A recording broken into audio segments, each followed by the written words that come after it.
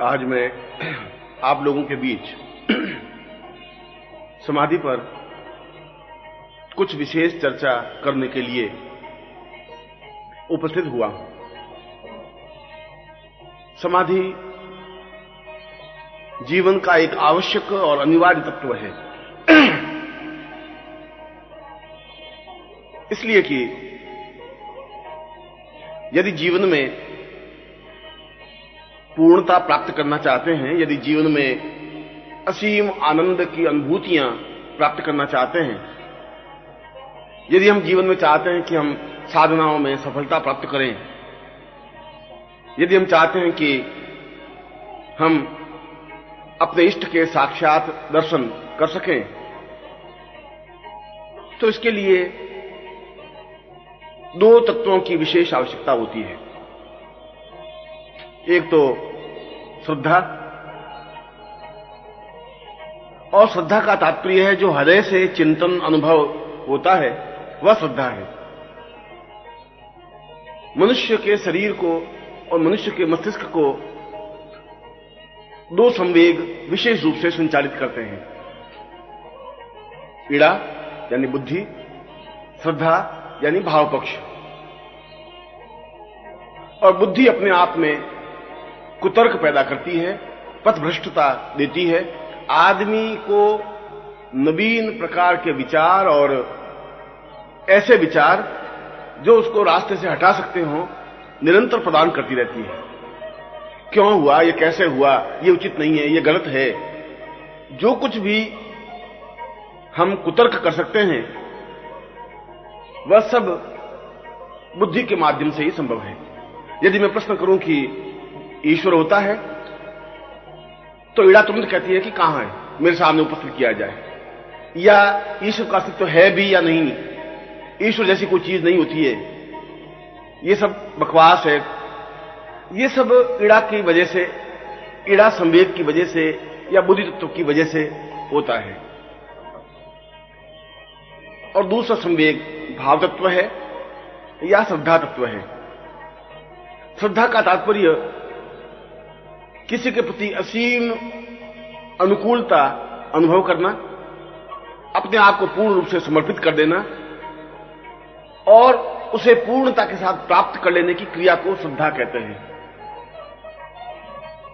और जहां श्रद्धा होगी वहां ईड़ा नहीं हो सकती। दोनों संवेग एक साथ मानव के मस्तिष्क में संचरित नहीं हो सकते, क्योंकि जहां बुद्धि पक्ष धूमिल होगा वहीं श्रद्धा पक्ष उदय होगा। सारा व्यापार, विज्ञान, लेन देन बुद्धि पक्ष के द्वारा संचालित होते हैं, इसलिए बुद्धि को विज्ञान कहा गया है।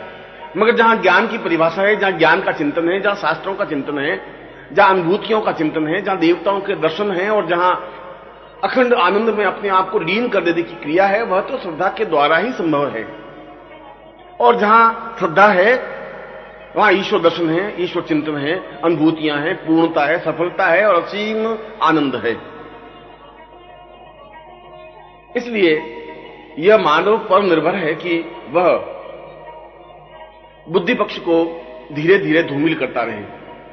यद्यपि उसके जीवन में इन दोनों का सामंजस्य और समन्वय आवश्यक है। दुनियादारी के लिए, व्यापार विनिमय के लिए, घर चलाने के लिए, समाज में अपने आप को एडजस्ट करने के लिए बुद्धि पक्ष की आवश्यकता है।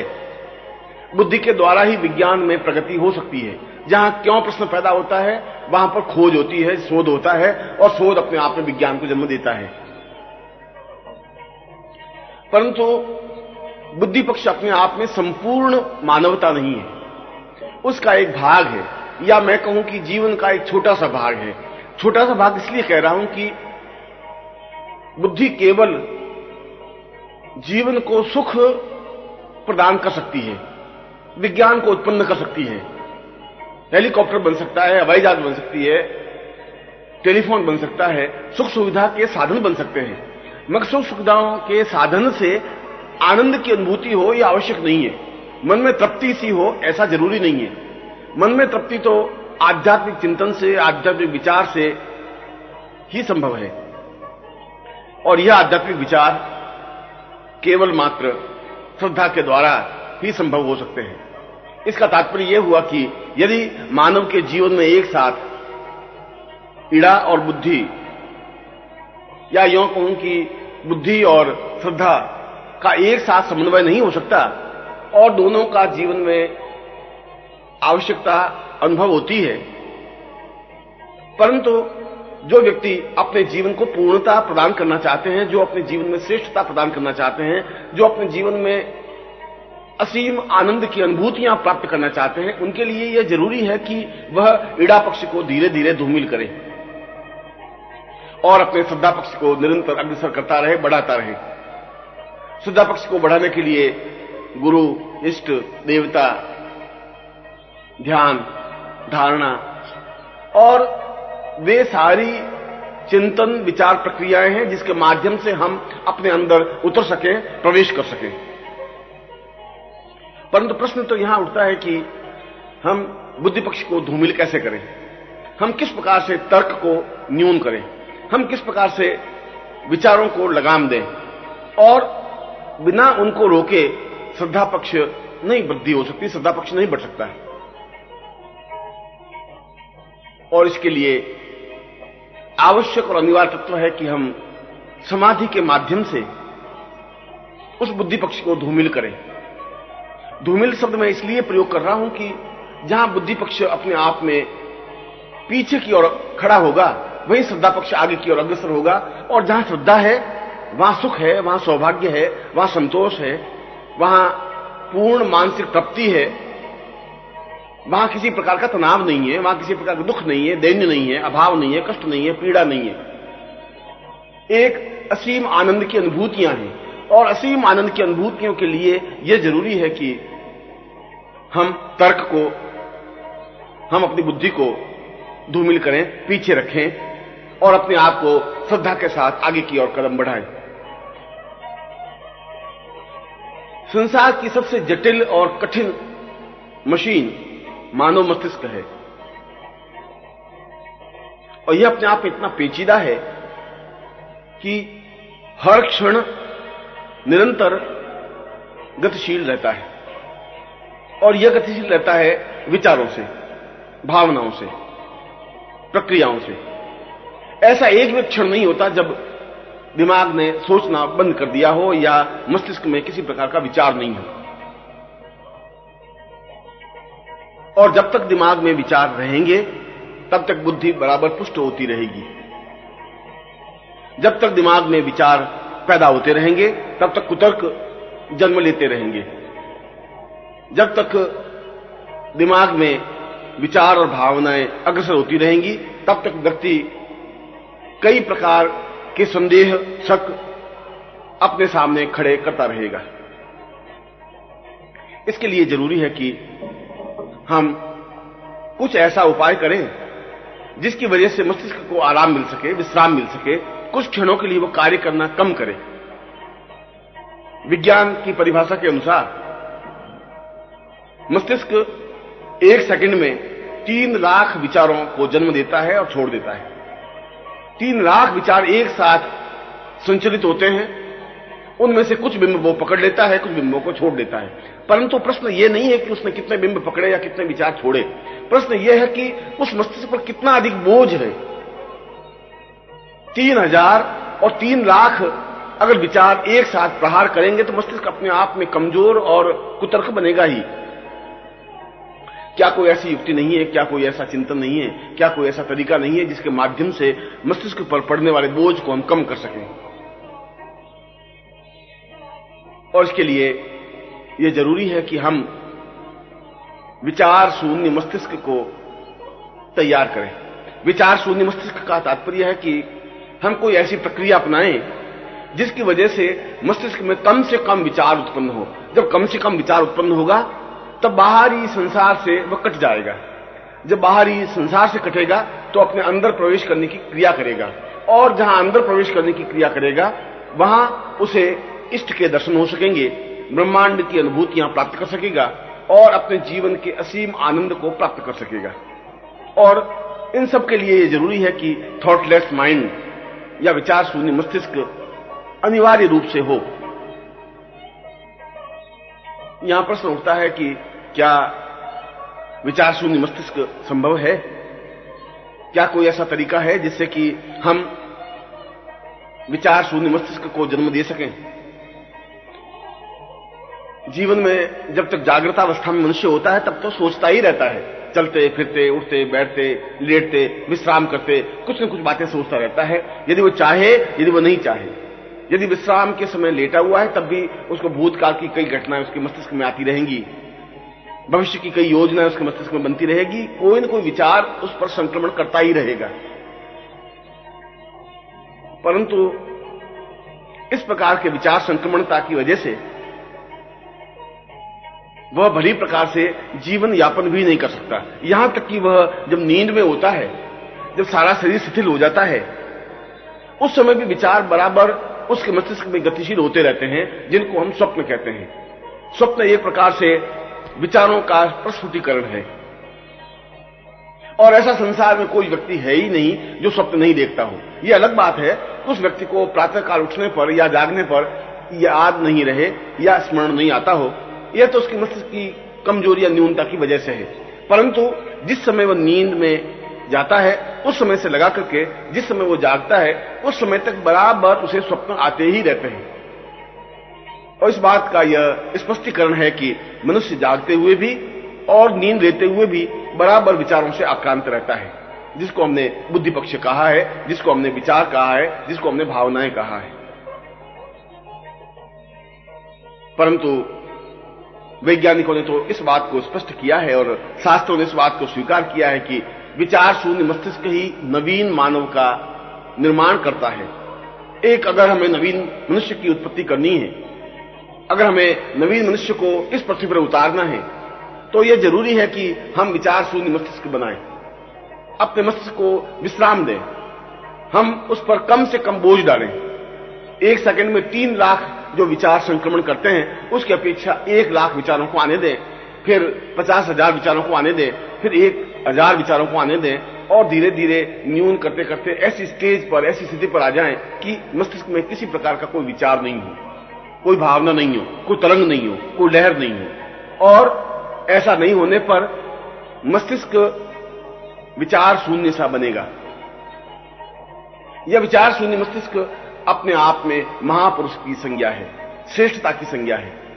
हम उसे विचार शून्य मस्तिष्क कहें या समाधि अवस्था कहें, दोनों एक ही हैं। इसका मतलब यह हुआ कि जीवन में समाधि अवस्था को प्राप्त करना अनिवार्य है, आवश्यक है। यदि मनुष्य कुछ करना चाहता है, यदि मनुष्य अपने जीवन में आगे बढ़ना चाहता है, यदि मनुष्य अपने जीवन में पूर्णता प्राप्त करना चाहता है, तो यह जरूरी है कि मस्तिष्क पर पूर्ण रूप से नियंत्रण हो। और मस्तिष्क पर पूर्ण रूप से नियंत्रण के लिए जरूरी है कि वह थॉटलेस माइंड बनाए। परंतु यह उसके बस की बात नहीं है, यह उसके चिंतन की स्पष्टता नहीं है, उसको यह क्रिया मालूम नहीं है कि हम किस प्रकार से थॉटलेस माइंड बनाएं या विचार शून्य मस्तिष्क किस प्रकार से निर्मित करें। और जब तक विचार शून्य मस्तिष्क नहीं बनेगा तब तक हम एक सामान्य मनुष्य की तरह जीवन यापन करते रहेंगे। सामान्य मनुष्य होना तो एक अलग प्रक्रिया है, परंतु श्रेष्ठ पुरुष बनना, अद्वितीय पुरुष बनना, पुरुषोत्तम बनना, महापुरुष बनना, यह जीवन का एक विशेष लक्ष्य है, हमारे जीवन का आदर्श है। हम जीवन की पूर्णता इसी तरीके से प्राप्त कर सकते हैं। इसीलिए मैंने अभी एक शब्द आपके सामने स्पष्ट किया कि हमें एक नवीन मानव को जन्म देना है, एक ऐसे मानव को जन्म देना है जो अपने मस्तिष्क पर नियंत्रण प्राप्त कर सके। और जिस दिन मानव का मस्तिष्क पर नियंत्रण प्राप्त हो जाएगा उसमें क्रोध की कोई अवस्था नहीं होगी, उस समय भय नहीं होगा, उस समय एक दूसरे के प्रति प्रतिशोध नहीं होगा, उस समय युद्ध नहीं होंगे, उस समय एक देश दूसरे देश से लड़ नहीं सकेंगे, उस समय कष्ट और पीड़ा नहीं होगी, पड़ोसियों की लड़ाई झगड़े नहीं होंगे, मारपीट नहीं होंगे, और किसी प्रकार का भय और आतंक का साम्राज्य इस पृथ्वी पर नहीं रहेगा। और नहीं रहेगा तो ऐसा विश्व अपने आप में एक अद्वितीय विश्व बन सकेगा। यदि हम अद्वितीय विश्व की कल्पना करते हैं, शांति और सुख की कल्पना करते हैं, तो इसके लिए जरूरी है कि हम ऐसा व्यक्ति पैदा करें, ऐसा व्यक्ति तैयार करें जो अपने आप में अपने मस्तिष्क पर नियंत्रण प्राप्त कर सकता हो, अपने आप में विचार शून्य मस्तिष्क की नियंता बन सकता हो। और जहां विचार शून्य मस्तिष्क है वहां जीवन की पूर्णता है, वहां जीवन की श्रेष्ठता है। अब यहां प्रश्न स्पष्ट रूप से यह सामने आता है कि क्या ऐसी कोई विधि, क्या ऐसी कोई क्रिया है जिसके माध्यम से हम थॉटलेस माइंड बना सकें, विचार शून्य मस्तिष्क बना सकें? क्या कोई ऐसी प्रक्रिया है जिसके माध्यम से हम धीरे धीरे विचारों की श्रृंखला को कम कर सकें? क्या कोई ऐसा तरीका है जिसके माध्यम से हम जितने विचार चाहें मस्तिष्क में आने दें और नहीं आने दें? क्या बिना स्वप्न के हम नींद ले सकें? क्या हम पूर्ण आनंद की अनुभूतियां कर सकें? इसका उत्तर विज्ञान के पास नहीं है। इसका उत्तर अणुबम बनाने वालों के पास नहीं है, पिस्तौल राइफल बनाने वालों के पास नहीं है, परमाणु विशेषज्ञों के पास इसका उत्तर नहीं है, युद्ध के लिए जो आमादा है उसके लिए और उनके पास इसका उत्तर नहीं है, और जो निरंतर विज्ञान में प्रगति कर रहे हैं उनके पास भी इसका उत्तर नहीं है। इनका उत्तर तो शास्त्रों में है, इसका उत्तर तो उपनिषदों में है, वेदों में है, पुराणों में है। यदि हम सही प्रकार से शास्त्रों का चिंतन कर सकें, शास्त्रों का मंथन कर सकें, यदि हम उसे निचोड़ सकें, उपनिषदों को बड़ी प्रकार से अध्ययन कर सकें, तो उसमें इस प्रकार की क्रिया है जिसके माध्यम से हम एक श्रेष्ठ मानव का निर्माण कर सकते हैं। यहां मैंने श्रेष्ठ मानव की उत्पत्ति नहीं कहा है, श्रेष्ठ मानव का निर्माण कहा है। और श्रेष्ठ मानव का निर्माण का तात्पर्य यह है कि मानव ने जैसा भी जन्म लिया हो, जिस प्रकार से भी जन्म लिया हो, जहां भी जन्म लिया हो, यह अपने आप में कोई बहुत बड़ी बात नहीं है, मगर उस मानव को अपने सामने लेकर हम कुछ ऐसी प्रक्रिया उसके साथ संपन्न करें जिसकी वजह से वह सही प्रकार से अति मानव बन सके, श्रेष्ठ मानव बन सके, अद्वितीय मानव बन सके। और यदि हम ऐसे अद्वितीय मानव निर्माण कर सकेंगे तो अद्वितीय समाज की रचना होगी, अद्वितीय समाज बना सकेंगे, अद्वितीय देश का निर्माण हो सकेगा, और जहां अद्वितीय देश होगा वहां अद्वितीय विश्व की कल्पना की जा सकती है। और ऐसा अद्वितीय विश्व अत्यंत आनंद, सुख, सौभाग्य, प्रसन्नता, आह्लाद से भरा पूरा होगा, जहां किसी प्रकार का छल, कपट, झूठ, असत्य, व्यभिचार नहीं होगा, जहां किसी प्रकार का द्वेष और मारपीट नहीं होगी, जहां एक दूसरे पर हावी होने की क्रिया नहीं होगी, जहां एक दूसरे को समाप्त कर देने की भावना नहीं होगी, जहां क्रोध नहीं होगा, जहां छल नहीं होगा, जहां किसी प्रकार का उपद्रव नहीं होगा। वह विश्व सही अर्थों में एक परिवार बनेगा, जहां न धर्म का कोई स्थान होगा, न जाति का कोई स्थान होगा, न राष्ट्र का कोई स्थान होगा। संपूर्ण विश्व एक मानव समुदाय है। इस कल्पना को जो ऋषियों ने ईशावास्य उपनिषद में स्पष्ट किया है, वह इस प्रक्रिया से ही बन सकेगा। और हमारी पीढ़ी पर और हमारी पीढ़ी के लिए यह जरूरी है कि हम इस कार्य के लिए प्रयत्नशील हों। यह जरूरी है कि हम इसके लिए आगे बढ़ें। यह जरूरी है कि हम ऐसा प्रयत्न करें जिसके माध्यम से ये थॉटलेस माइंड बना सकें। और इस विचार शून्य मस्तिष्क या थॉटलेस माइंड को ही शास्त्रों ने, उपनिषदों ने समाधि कहा गया है। समाधि का तात्पर्य है बाहरी समाज से, बाहरी शोरगुल से कट करके अपने अंदर उतरने की प्रक्रिया, अंदर जाने की प्रक्रिया, पूर्ण रूप से अंदर पहुंचने की प्रक्रिया, अंदर के ब्रह्मांड को परिपार्श्व में देखने की प्रक्रिया। उपनिषद में इस बात को स्पष्ट रूप से स्वीकार किया है कि जो कुछ विश्व बाहर है वह पूरा का पूरा विश्व हमारे अंदर भी निहित है। जो कुछ विश्व या ब्रह्मांड बाहर आपको दिखाई दे रहा है, सूर्य, चंद्र, तारे, मनुष्य, राष्ट्र, वे संपूर्ण राष्ट्र और वे संपूर्ण मनुष्य और सूर्य, चंद्र, नक्षत्र, ग्रह और तारे, वे सब कुछ हमारे अंदर ज्यों के त्यों स्पष्ट रूप से हैं। वो हम आंख बंद करके भी उस संपूर्ण विश्व और ब्रह्मांड को देख सकते हैं। इसका मतलब यह हुआ कि जो कुछ हमारे भीतर है उसका प्रतिबिंब बाहर हम देख रहे हैं। जो कुछ हम बाहर देख रहे हैं वो बाहर कुछ है नहीं, वह तो हमारे अंदर का प्रतिबिंब है। हमारे अंदर जो कुछ ब्रह्मांड है उस ब्रह्मांड को हम बाहर देख पाते हैं। हमारे अंदर जो सूर्य, चंद्र और तारे उदित होते हैं उनका एक छायांकन जब बाहर आंखों के माध्यम से होता है तब हम देख पाते हैं। बाहर न सूर्य है, न चंद्रमा है, न तारे हैं, न नक्षत्र है, न ग्रह है, न पृथ्वी है और न राष्ट्र है। यह केवल आंखों के माध्यम से ही देखा जा सकता है। और यदि आंखें बंद कर दे तो हम नहीं देख सकते। इसका मतलब हुआ कि आंखों के माध्यम से कोई चीज बाहर निकलती है जिसको हम देख पाते हैं। जिनकी आंखें बंद हैं वे इस देश को, इस सूर्य को, इस चंद्रमा को, इस गगन को नहीं देख पाते, नहीं देख पाते। इसका मतलब है कि जो कुछ अंदर था वो बंद हो गया, वो बाहर निकलने की प्रक्रिया रही नहीं। जब बाहर निकलने की प्रक्रिया नहीं रही तो हमने देखने की प्रक्रिया भी समाप्त कर दी। इसलिए शास्त्रों ने कहा है कि बाहर देखने की अपेक्षा यदि हम अंदर देख सकें तो यह ज्यादा प्रामाणिक होगा, ज्यादा स्पष्ट होगा, ज्यादा सही होगा, ज्यादा यथार्थ होगा। क्योंकि जो कुछ बाहर है, वह चाहे हमारी पत्नी हो, चाहे हमारा पुत्र हो, चाहे बंधु हो, चाहे बांधव हो, चाहे रिश्तेदार हो, वह चाहे देश हो, चाहे राष्ट्र हो, चाहे विश्व हो, वह चाहे प्रकृति हो, चाहे वसंत ऋतु हो, चाहे सूर्य हो, चाहे चंद्रमा हो, गगन हो, तारे हो, नक्षत्र हो, जो कुछ भी बाहर हम दिखाई दे रहा है, जो कुछ भी बाहर है, वह सब कुछ हमारे घट के भीतर, हृदय के भीतर स्थापित है। इसीलिए गीता में श्री कृष्ण ने कहा कि अर्जुन, तू बाहर देख रहा है, वह बाहर कुछ नहीं है, यह तो तुम्हारे अंदर है। यह पूरा महाभारत युद्ध तुम्हारे हृदय के अंदर हो रहा है। आवश्यक इस बात की तुम अंदर प्रवेश कर, और अंदर प्रवेश करेगा तो तुम्हें विशेष तथ्य दिखाई देगा। यह दिखाई देगा कि जो तुम महाभारत युद्ध में इस समय, इस क्षण देख रहे हो, वह पूरा का पूरा महाभारत, वे योद्धा, वह भीष्म पितामह, वह दुर्योधन, सब कुछ तुम्हारे हृदय के अंदर तुम्हें दिखाई देंगे, खड़े हुए दिखाई भी देंगे, मगर साथ ही साथ यह भी स्पष्ट होगा कि इनकी भविष्यता क्या है, इनका भविष्य क्या है, क्या होने वाला है। बाहर हम जो देखते हैं वह तो केवल जो है वही दिखाई देता है, मगर घट के अंदर जो कुछ है, वह जो कुछ है वह तो दिखाई देता ही है। इसके साथ साथ यह भी दिखाई देता है कि ऐसा क्यों हो रहा है, यह भी दिखाई देगा कि इसका परिणाम क्या होगा, यह भी दिखाई देगा कि इसका समापन कहां होगा। इसलिए घट के भीतर देखने की क्रिया, हृदय के भीतर देखने की क्रिया अपने आप में एक अहम मान्यता है, एक श्रेष्ठता है, एक अद्वितीयता है। हम अंदर कैसे देख सकते हैं, हम अंदर कैसे प्रवेश कर सकते हैं? क्या कोई ऐसी युक्ति, क्या कोई ऐसी तरकीब, क्या कोई ऐसी प्रक्रिया है जिसके वजह से, जिसकी तरीके से हम अंदर प्रवेश कर सकें?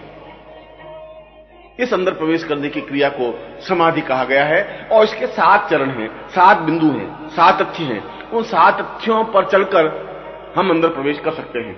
और जहां 7वें द्वार पर हम पहुंचते हैं, जहां हम 7वें बिंदु पर पहुंचते हैं, वही संपूर्ण ब्रह्मांड हमारे सामने साकार स्पष्ट दिखाई देता है।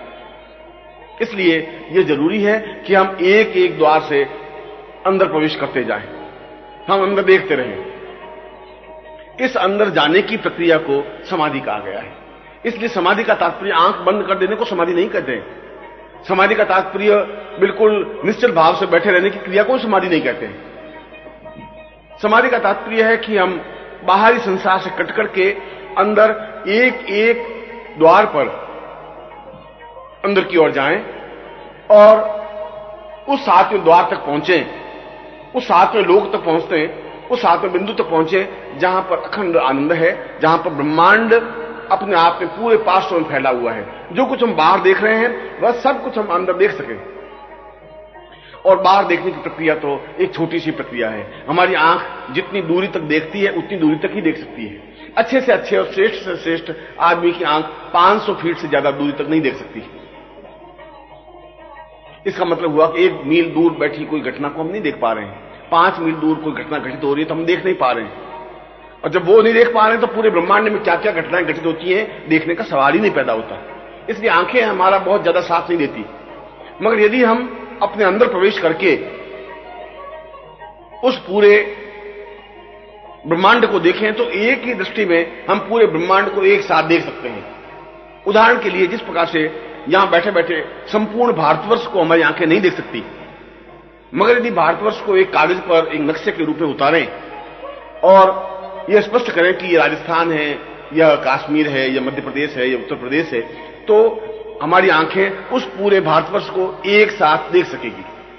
ठीक उसी प्रकार से हम बाहरी दृष्टि में संपूर्ण ब्रह्मांड को नहीं देख सकते, परंतु यदि हम अंदर प्रवेश करते हैं, यदि हम 7 द्वार को उल्लंघन करके 7 द्वारों तक पहुंच करके ब्रह्मांड तक पहुंचते हैं तो पूरे ब्रह्मांड को हम एक साथ देख सकते हैं। और जब पूरे ब्रह्मांड को एक साथ देख सकते हैं तो ब्रह्मांड में कहां क्या घटना घटित हो रही है हम एक क्षण में अनुभव कर सकते हैं। यहां बैठे बैठे सूर्य लोक में क्या हो रहा है, चंद्र लोक में क्या हो रहा है, नक्षत्र लोक में क्या हो रहा है, गंधर्व लोक में क्या हो रहा है, अमेरिका में, इंग्लैंड में या किस स्थान पर क्या घटना घटित हो रही है, यह हम बिल्कुल यहां बैठे बैठे एक क्षण में ही देख सकते हैं। और यह भी देख सकते हैं कि इस घटना का इफेक्ट, इस घटना का परिणाम क्या होने वाला है।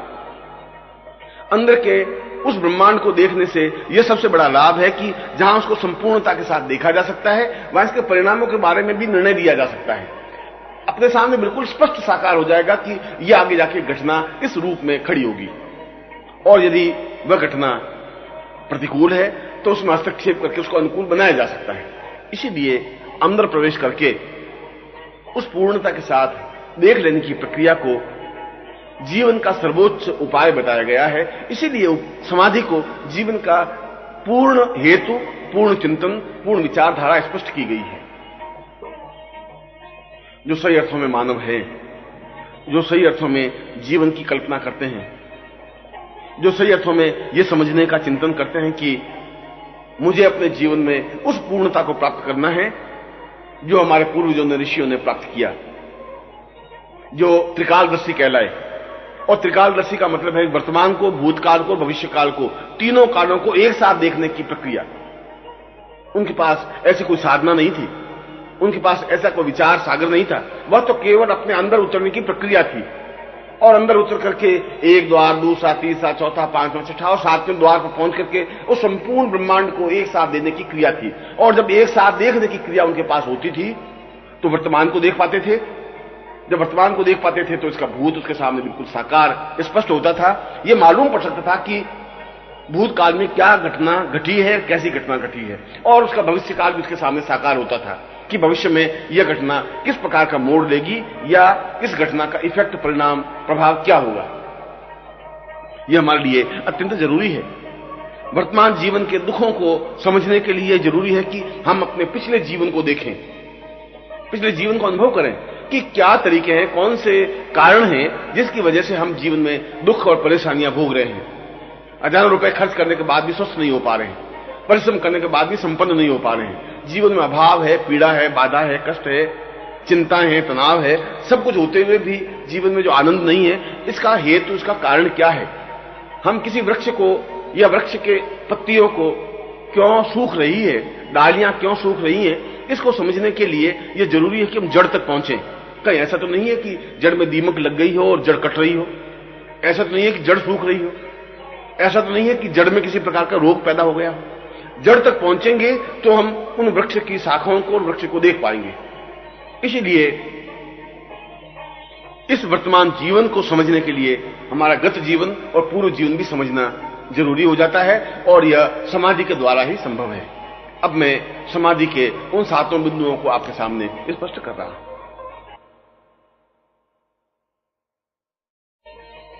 समाधि के इन 7 बिंदुओं को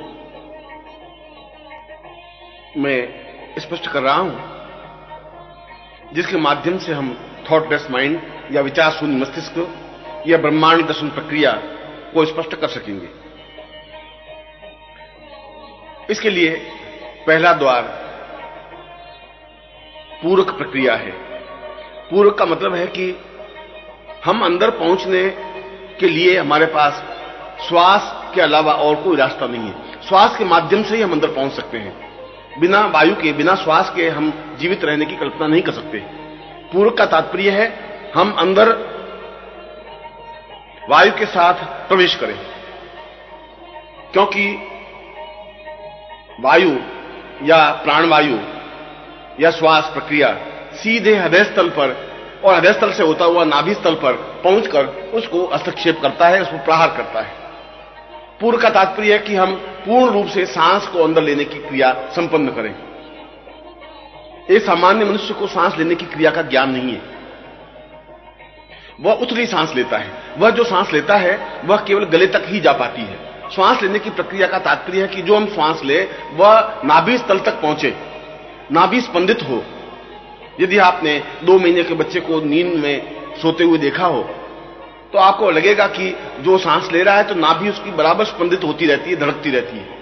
परंतु मनुष्य यदि नींद लेता है तो नाभि पर कोई स्पंदन नहीं होता। इसका तात्पर्य यह हुआ कि उसको श्वास लेने की क्रिया का ज्ञान ही नहीं है, या जो श्वास लेता है वह उथला है, छिछला है, कम है, वह केवल गले तक ही श्वास जा पाता है। इसलिए पूरक का तात्पर्य है कि हम जोरों से सांस लें, गहराई के साथ सांस लें। हमारे कंठ से लगा करके नाभि तक सैकड़ों प्रकार का मल और जाले जमे हुए हैं। सैकड़ों प्रकार का कफ, थूक जमा होने की वजह से उसको भेद करके श्वास अंदर नहीं जा पाता, मगर वह कफ और वो जो जाले जमे हुए हैं उनको वायु के माध्यम से ही, प्रहार के माध्यम से ही दूर कर सकेंगे और धीरे धीरे श्वास अंदर जाने की प्रक्रिया करेगा। इसलिए पूरक का तात्पर्य है कि जोरों से सांस लेना या गहरी सांस लेना। इस गहरी सांस लेने की क्रिया के लिए भी यह जरूरी है कि पहले बाएं नथुने से सांस ले, फिर दाएं नथुने से सांस ले, फिर वापस बाएं नथुने से सांस ले, फिर वापस दाएं नथुने से सांस ले। इसलिए कि इन दोनों श्वास लेने की प्रक्रियाओं का अंदर प्रयोग अलग अलग रूप में है। जब बाएं नथुने से सांस लेते हैं तो पूरी हमारी भाव तंत्री जागृत होती है, चेतना तंत्री जागृत होती है। और जब दाहिने नथुने से सांस लेते हैं तो अंदर जितना भी हमारा द्वार है वह खुलने की प्रक्रिया प्रारंभ होती है। इसलिए दोनों नथुनों से बारी बारी से सांस लेने से बारी बारी से भाव संचरित होते हैं। यह जीवन की एक विशेष प्रक्रिया है, यह जीवन की श्रेष्ठ प्रक्रिया है। हम पहले दाहिने नथुने को अपनी उंगली से दबा लें और बाएं नथुने से बहुत जोरों से सांस लें। इतने जोरों से सांस लें कि हम जितना ज्यादा सांस ले सकें लें, और वह सांस लेकर के हम उस बाएं नथुने को बंद कर दें और जो बाएं नथुने से सांस लिया है उसको दाहिने नथुने से वापस बाहर निकालें। यहां पर 3 प्रक्रियाएं हुई। एक तो हमने दाहिने नथुने को बंद किया,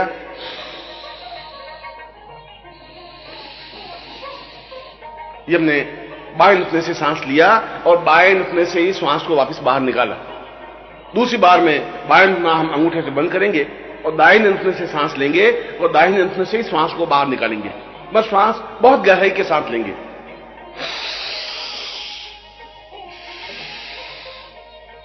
ये दूसरी प्रक्रिया हुई। और तीसरी प्रक्रिया में बाएं नथुने से सांस लेंगे और दाहिने नथुने से निकालेंगे।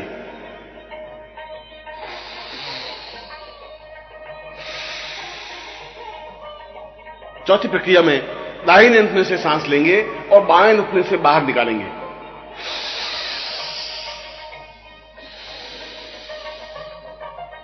और पांचवी प्रक्रिया में दोनों नथुनों से एक साथ सांस लेंगे और एक साथ सांस बाहर निकालेंगे। ये पांचों प्रक्रियाएं पूरक कहलाती। इस पूरक में रेचक क्रिया भी समावेश है। रेचक का तात्पर्य है कि जो श्वास हमने अंदर लिया है उसको बाहर निकालने की क्रिया। इसलिए पूरक और रेचक का अपने आप में अन्योन्याश्रय संबंध है, एक दूसरे से पूर्ण संबंध है। इसलिए पूरक और रेचक क्रिया एक साथ संपन्न करें। हम सांस को तेजी के साथ लें और सांस को तेजी के साथ निकालें, मगर निकालें नथुनों के माध्यम से। इस नथुने से सांस लें तो दाहिने नथुने से सांस निकालें, दाहिने नथुने से श्वास लें तो बाएं नथुने से श्वास को बाहर निकालें, और फिर दोनों नथुनों से श्वास लें और दोनों नथुनों से श्वास को बाहर निकालें। इसको योग प्रक्रिया में पूरक और रेचक शब्द से विभूषित किया गया है। यह श्वास लेने की क्रिया को पूरक कहा गया है और श्वास को निकालने की क्रिया को रेचक कहा गया है। मगर इसके साथ दूसरा द्वार है कुंभक प्रक्रिया। कुंभक प्रक्रिया का तात्पर्य जो हम श्वास अंदर ले उसको अंदर रोक दे और जितना ज्यादा समय तक रोके रहें उसको कुंभक कहते हैं। और कुंभक में न श्वास फिर वापस लिया जाता है न श्वास को बाहर निकाला जाता है। हम श्वास को दोनों नसों से लें और फिर जालंधर बंद लगा करके उसको हम रोक दें।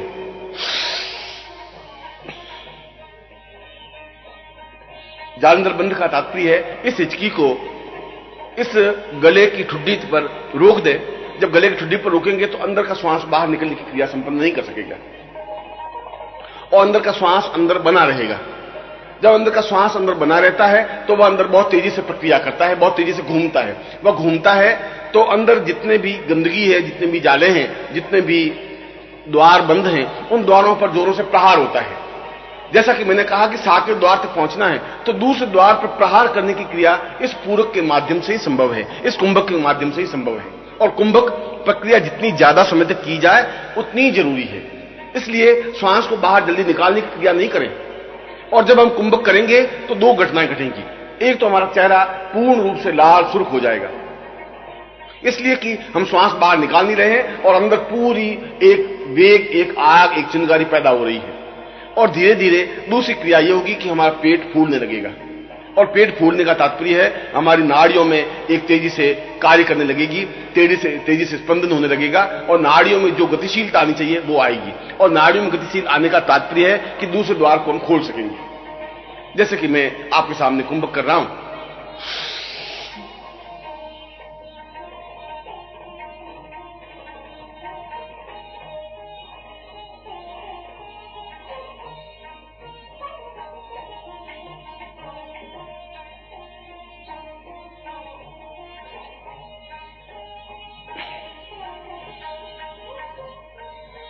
आपने देखा होगा कि इस प्रक्रिया में पूरा चेहरा लालिमा की ओर, पूरा खून चेहरे की ओर आने लग जाता है।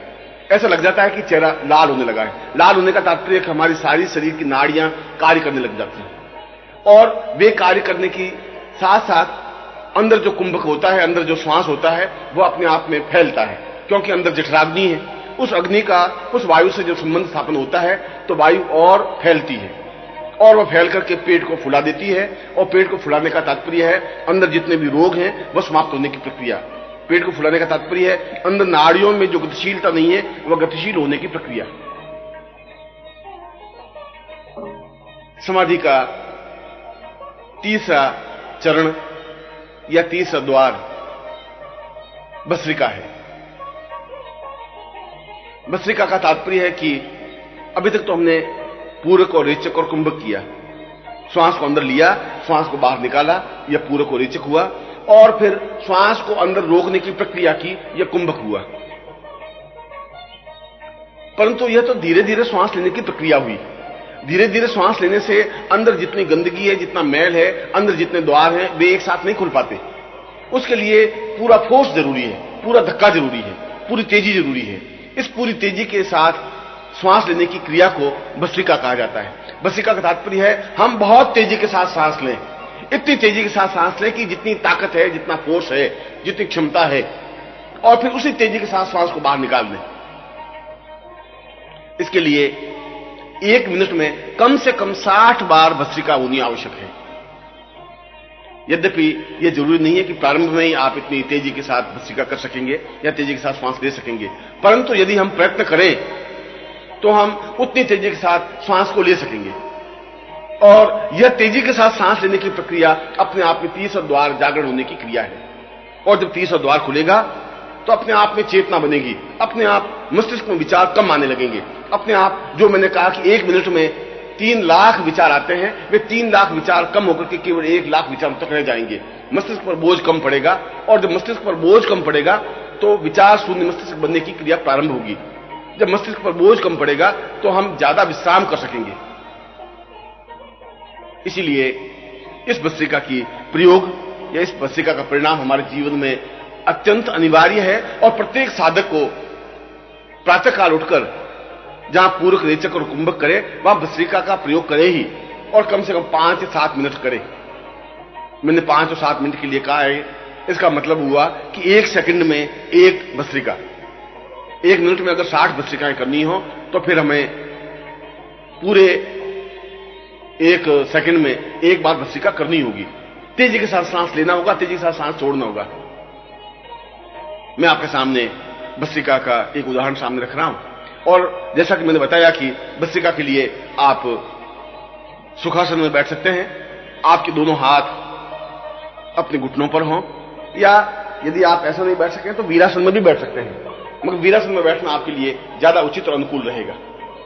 जब आप वीरासन में बैठे तो दोनों हाथ आपके घुटने पर हों और फिर आप सीना फुला करके तेजी के साथ सांस लें और तेजी के साथ सांस बाहर निकालें। तेजी के साथ का मतलब है कि जितनी ताकत है वह पूरा फोर्स लगा करके, धीरे धीरे नहीं। अगर इतनी तेजी के साथ निकलने में नाक में से खून के कुछ कतरे निकल जाते हैं तो घबराने की जरूरत नहीं है। यह तो जो कुछ उस नाक के छिद्र से लगा करके कंठ तक जो कुछ जाले जमे हुए हैं, जो कुछ थक्के जमे हुए हैं, जो खून के कण जमे हुए हैं, जो कुछ लार और थूक जमा हुआ है, वह सब निकलने की प्रक्रिया है। वह सब निकलेगा तो ये रास्ता बिल्कुल खुलेगा। ये सब रास्ता खुलेगा तो अपने आप में स्पष्ट हो सकेगा। मैं आपके सामने उस भस्त्रिका को स्पष्ट कर रहा हूं। आप भी जब इसके 30 द्वार तक पहुंचे तो इसी प्रकार तेजी के साथ भस्त्रिका करने की क्रिया संपन्न करें।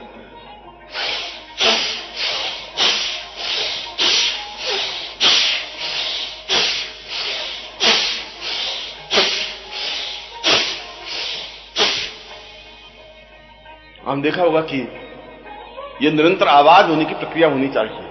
आवाज का तात्पर्य है कि वह प्राणों के साथ में तेजी के साथ सांस बाहर निकलता है। तेजी के साथ सांस को अंदर गहराई के साथ लेना है, इस प्रकार से तेजी के साथ ले, मगर जिस प्रकार से ले उसी प्रकार से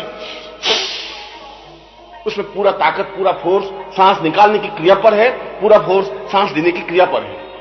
मगर इसके लिए धीरे धीरे करने की जरूरत नहीं है। प्रारंभ में धीरे धीरे अभ्यास करना होगा।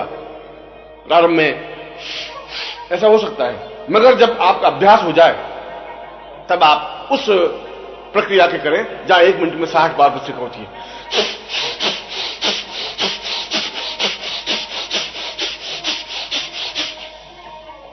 इस प्रकार की भस्त्रिका प्रारंभ करने से आपका 30वां द्वार अपने आप में पूर्ण रूप से जागृत हो सकेगा। इसके बाद में जब आपका 30वां द्वार जागृत हो जाए या हम 30वें द्वार तक पहुंच जाएं, तब चौथे द्वार की ओर प्रवेश करने की क्रिया संपन्न करनी चाहिए। चौथे द्वार में प्रवेश करने की क्रिया केवल इस प्राणायाम और भस्त्रिका के बाद ही संभव है। इस चौथे प्रकार की क्रिया में यह जरूरी है कि हम बिल्कुल शांत तुरंत भस्त्रिका के बाद बैठ जाएं।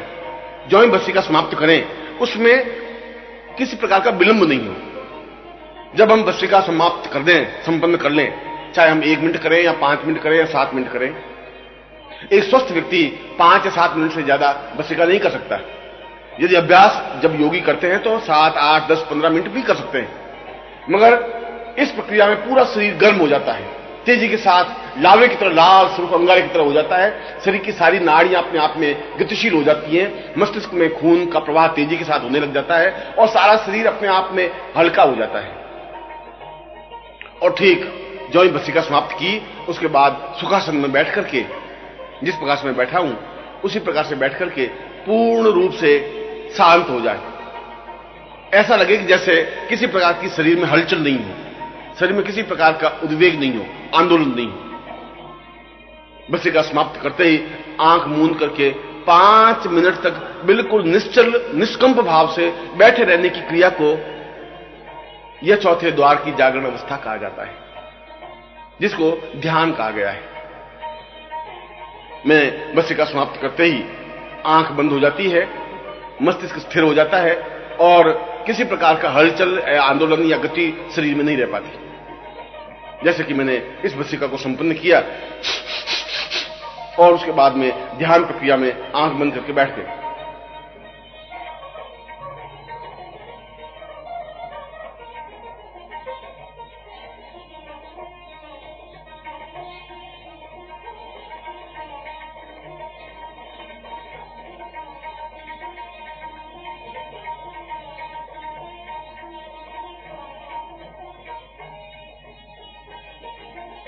ये चौथे द्वार के जागरण के लिए इस ध्यान की अत्यंत अनिवार्यता है और ये ध्यान प्रक्रिया कम से कम 5 मिनट तो होनी ही चाहिए।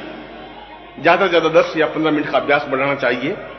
एक स्वस्थ व्यक्ति इस ध्यान प्रक्रिया को 32 मिनट तक ले जा सकता है। 32 मिनट तक ले जाने की क्रिया को जीवन की पूर्णता कहा गया है। यूं तो इसके बाद अभ्यास होने के बाद तो 1 घंटे का ध्यान या 2 घंटे का ध्यान या 5 घंटे का ध्यान या 10 घंटे का ध्यान भी हो सकता है, क्योंकि ध्यान में हमारे श्वास की गति, श्वास का प्रवाह अत्यंत धीमा हो जाता है। हम जो श्वास लेने की क्रिया करते हैं वो बहुत धीमे धीमे हो जाती है। इसलिए इस ध्यान में यह जरूरी है कि हम निश्चल निष्कंप भाव से बैठे रहें और कोशिश ये करें कि बाहरी समाज से हम कटे हुए हों। बाहर आवाज होती भी है तो धीरे धीरे हमारे कानों में नहीं आए, इस बात की हम कोशिश करें।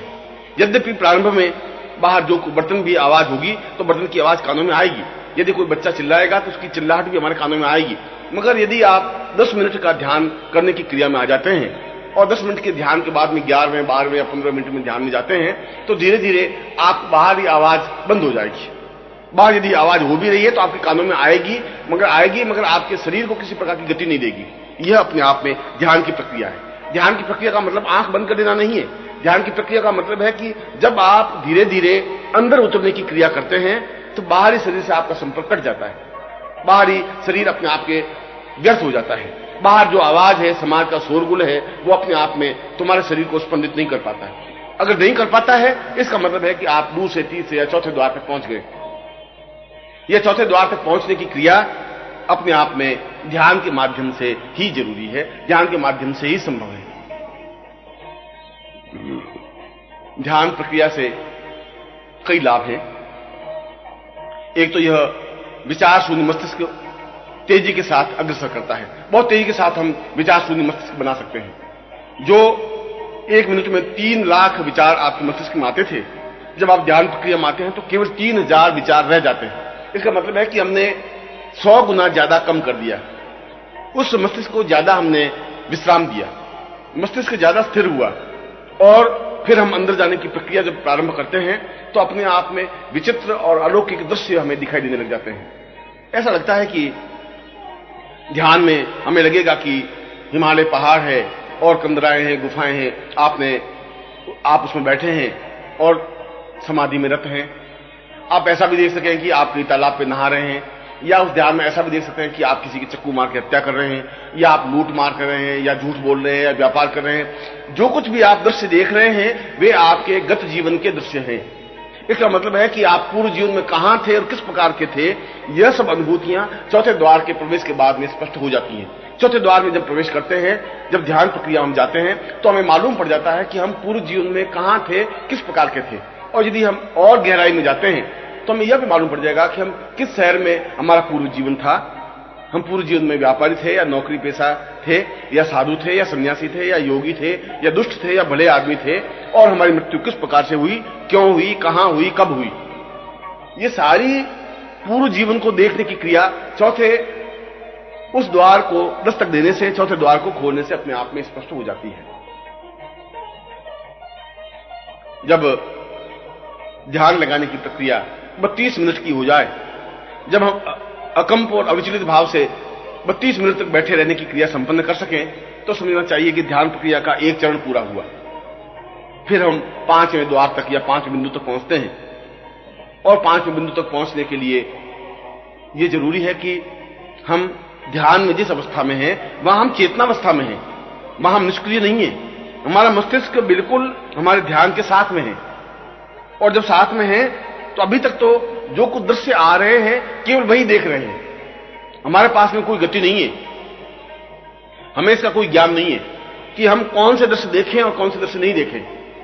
अगर यदि हमें हिमालय की कंदरा दिखाई दे रही है और हिमालय कंदरा से पहले दिखाई दे रहा है कि हम किसी स्थान पर खड़े हैं, उससे पहले दिखाई दे रहा है कि हम किसी शहर में व्यापार कर रहे हैं, इसका मतलब हुआ कि हम प्रारंभ में व्यापारी थे, व्यापार कर रहे थे और किसी गुरु के सानिध्य में आकर के हम साधना में रत हुए और हिमालय में जाकर साधना संपन्न की। मगर ये दृश्य जो कुछ आए उनको हमने देखा। पर इस 5वें द्वार का तात्पर्य यह हुआ कि हम जो कुछ दृश्य देखना चाहें वह देख सके। हम देखना चाहें कि हम किस शहर में थे तो उस शहर को हम स्पष्टता से जान सकते हैं। हम देखना चाहें कि हम प्रारंभ में जन्म कहां लिया, मां कैसी थी, पिता कैसे थे, भाई बंधु स्वजन संबंधी कैसे थे, प्रारंभ में हमारा जीवन कैसा व्यतीत हुआ, यानी हम जो दृश्य देखना चाहें वह देख सकें। इसके लिए धारणा शक्ति को 5वां द्वार कहा गया है। और धारणा शक्ति का तात्पर्य है कि हम उस और गहराई के साथ ध्यान प्रक्रिया को संपन्न करें। इस 5वें द्वार तक पहुंचने के बाद में हम उस स्टेज पर, उस स्थिति तक पहुंच जाते हैं कि बाहरी वातावरण से तो हम कट जाते हैं, बाहर आवाज या शोरगुल होती है तो हमें सुनाई नहीं देती। मगर इस 5वें द्वार पर पहुंचने के बाद तो स्थिति वह बन जाती है कि यदि कोई व्यक्ति हमारे शरीर को झंझोड़ता भी है तब भी हमारा ध्यान टूटता नहीं है। यदि कोई पिन चुभो दे तब भी हमें दर्द अनुभव नहीं होता है। यदि कोई शरीर को काट ले तब भी किसी प्रकार की हलचल शरीर में नहीं होती है। इसका मतलब है कि हम धारणा शक्ति में चले गए। धारणा शक्ति का तात्पर्य है हम बहुत गहराई के साथ 5वें द्वार तक पहुंचे। और ये पांचवें द्वार तक पहुंचने की क्रिया धीरे धीरे ध्यान अवस्था के माध्यम से ही संभव है। हम ज्यों-ज्यों ध्यान करते रहेंगे, ज्यों-ज्यों अंदर उतरते जाएंगे, त्यों-त्यों हम आगे बढ़ते जाएंगे, और जहां ध्यान 32 मिनट का हुआ और इसके आगे हम ध्यान अवस्था में पहुंचे तो धारणा शक्ति की क्रिया प्रारंभ हो जाएगी।